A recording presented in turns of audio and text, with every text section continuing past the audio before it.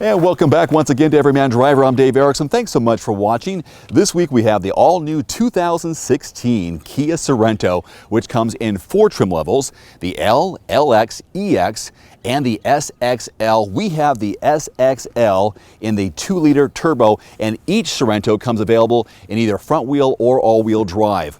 Now, in December of last year, we went down to Lake Tahoe and had a media event previewing this vehicle, and we did 4 videos on it. Those videos have seen 150,000 plus views combined. So this week, we're going to do an abbreviated detailed drive and review based on our full week with the Sorento. So let's get started first by popping the hood. The 2016 Kia Sorento is mated to a 6-speed automatic transmission regardless of engine choice, and there are 3 engine choices. There's a 2.4-liter 4-cylinder, a 2-liter turbo 4-cylinder, which we have here and new for 2016, and a 3.3-liter V6. Now, our engine here packs a huge amount of horsepower, 240. That's amazing for a 4-cylinder, but thanks to that turbo GDI, that's why we're getting all that power. Now, in a front-wheel drive, you get up to 27 miles per gallon on the highway or 25 in the all-wheel drive, which we have here. And we've put well over 400 miles on the vehicle this week in a good combination of highway and city driving. We've been averaging right around 20 in mixed driving, whereas Kia is hoping for a mixed number of 22. By the way, the recommended fuel type is regular unleaded. Here's a look at your real-world backseat legroom and headroom, and I got to tell you right now, this vehicle is outfitted with Merlot Napa leather seats. I really love this color scheme in here. If you can, go for the top trim level. We happen to get it because we're testing out the vehicle and all its options. This is really nice, and the comfort level back here, phenomenal. I'm 5'11", and this was my position as a driver up front, and here's how much room I have between my knees and the back of the seat. I can get a fist between my knee and the back of the seat here, and there's a bit of an indent as well to help with extra room. Headroom is great. This does come equipped with an enormous panoramic sunroof for both the front passengers and the back passengers, so this completely opens up and gives you a view of all the sky and all the clouds. Not on today, it's a gorgeous day today. Speaking of the sun and sky, we do have a visor right here to keep out that sun glare and to keep you cool on those long road trips back here in the back seat. By the way, there is a fold-down armrest right here, pair of cup holders. Only downside to having this come down, you lose a spot for a potential passenger, this being a 5-passenger SUV. There are options for a 3rd row. Of course, it's going to cost you a little bit more money and not the trim level we have.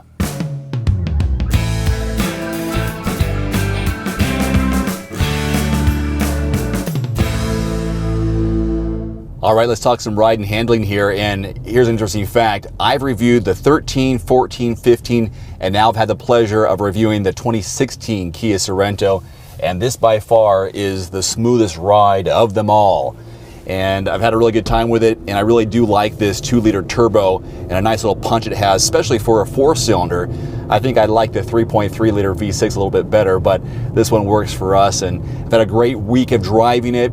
It's such a, you know, as a crossover SUV, it does drive like a car, but with all the extra space that you'd love to have in an SUV. And speaking of space, here's what it looks like in the back when you open up the automatic liftgate. You're looking at 38.8 cubic feet of volume behind this back row of seats. Now, if you do go with a 3-row option, you're looking at around 11 or 12 behind the 3rd row. But for us, we've got 2 rows, so 38.8 behind the back row. Fold those down, it gets enormous, 73.5 cubic feet of volume. A great amount of space for hauling whatever you need, and I've absolutely put my full mountain bike back there with the front wheel on, no problem at all. Even had room for extra stuff to throw back there. So this is definitely a good family hauler, but also a person with an active lifestyle can utilize what the Sorento has to offer. And as I mentioned earlier, this vehicle is available in either front wheel or all-wheel drive. Our vehicle has full-time all-wheel drive with lockable center differential, and I have taken the Sorento off-road before in some snowy weather, and it did pretty well. In fact, I did a comparison between it and the 2014 Nissan Pathfinder.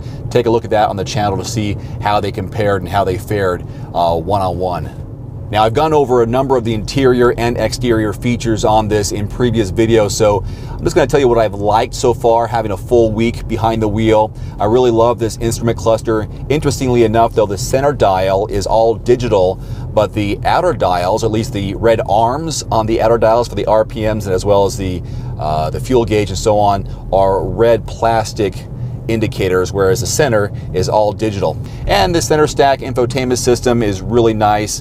I do like the fact that on our trim level we have heated and cooled seats and a heated steering wheel, and all the steering wheel mounted controls are perfect, easy to understand, very intuitive, and I think that's really the case here with the Sorento.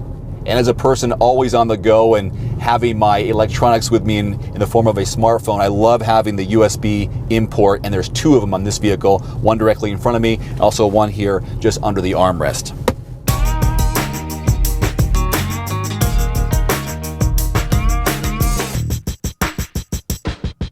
So the MSRP range here on the all-new 2016 Kia Sorento is between $25,000 and $43,000, depending on your trim level and engine option, and whether you go with 2 rows or 3 rows.